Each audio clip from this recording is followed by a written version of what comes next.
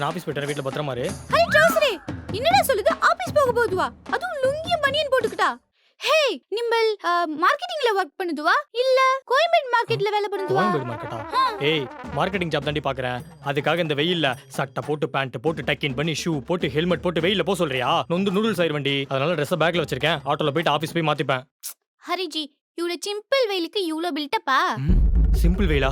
வெயில பத்தி உனக்கு என்ன தெரியும்? உனக்கு எப்படி தெரியும்? நீ நல்லா வீட்ல உட்காந்து சாப்பிட்டுக்கிட்டு டிவி சீரியல் பார்த்துக்கிட்டு வெளியவே போகாம என்ஜாய் பண்ணிட்டு தானே இருக்க.